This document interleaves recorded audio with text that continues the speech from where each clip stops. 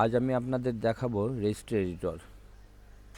অনেক সময় registry disable হয়ে যায়। এই ডিজেবল হওয়ার কারণে অনেক সময় আমাদের অনেক সফটওয়্যার আমরা ইনস্টল করতে পারি না।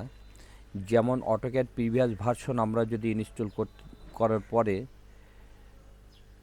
তার প্রিভিয়াস অর্থাৎ অটোক্যাড 24 করলাম, অটোক্যাড 24-এর আগের ভার্সন 23, কিন্তু 23 কিন্তু আমরা ইনস্টল করতে পারবো না যতক্ষণ পর্যন্ত আমরা রেজিস্ট্রি থেকে এটাকে ডিলিট না করতে পারি।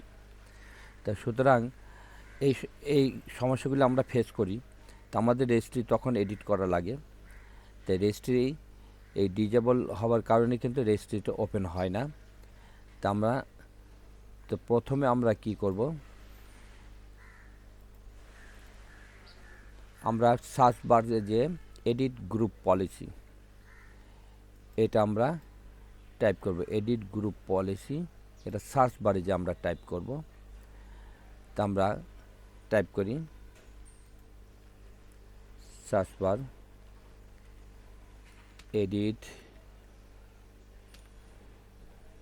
Edit group policy.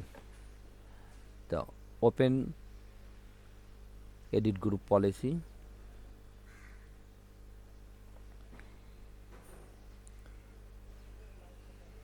ওপেনের পরে আমরা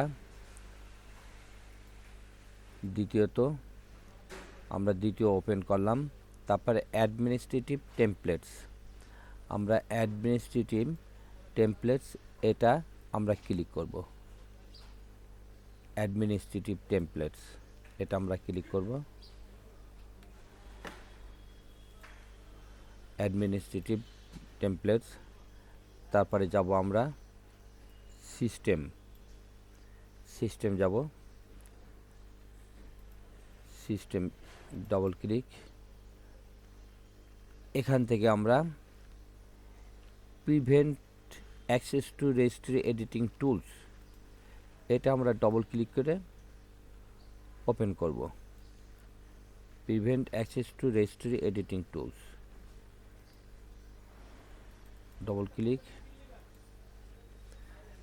এখানে আমরা দুই প্রকার করতে পারি। এখানে এনাবল, এখানে আমরা ইয়েস দিতে পারি, ইয়েস দিয়ে, অথবা আমরা এখানে ডিজেবলও করতে পারি। ইয়েস তো আমাদের আছেই, তারপর আমরা এখানে ডিজেবল করেও কিন্তু আমরা এটাকে ডিজেবল করেও করতে পারি, অথবা এনাবল করেও করতে পারি। তা আমরা ডিজেবল করি। তারপরে আমাদের কি করতে হবে, অ্যাপ্লাই করতে হবে। অ্যাপ্লাই, ওকে।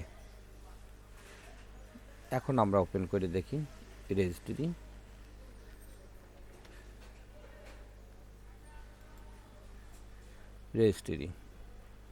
তা আমরা যখন কোনো সফটওয়্যার ইনস্টল করি, প্রিভিয়াস সফটওয়্যার যেমন অটোডেস্ক, এইটা তখন আমাদেরকে কি লোকাল মেশিন এটা ওপেন করার পরে তারপরে সফটওয়্যার এটা ওপেন করতে হয়। ওপেন করার পরে এই অটোডেস্ক প্রিভিয়াস ভার্সন যদি এখানে থেকে থাকে, আমরা তার পিছনে যেমন 25 করলাম, 25-এর পরে আমরা কিন্তু 24 করতে আমরা প্রবলেম ফেস করি। সেই সময় আমাদের কী করতে হয়, এটাকে এভাবে ডিলিট করে দিতে হয়। এই ডিলিট করলে তখন আর আমাদের এই সমস্যাটা থাকে না। তখন আমরা যে কোনো অটোক্যাড ভার্সন আমরা বা অটোডেস্ক ভার্সন এগুলো আমরা ইনস্টল করতে পারি সহজে। আমরা এই প্রবলেমটা আমরা ফেস করে থাকি সাধারণত। তো এটাই।